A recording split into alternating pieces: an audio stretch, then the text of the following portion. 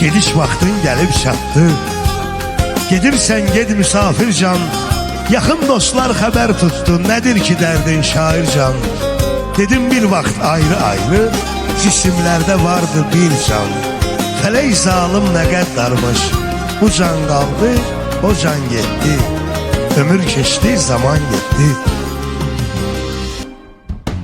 Sen temiz hislerin benimi, ya da sevgi beslemişsen, mənə dərdi saxlamısan. Amma mən səni qəmli nəğmə kimi ürəyimdə dinləmişəm, gecə gündüz ağlamışam.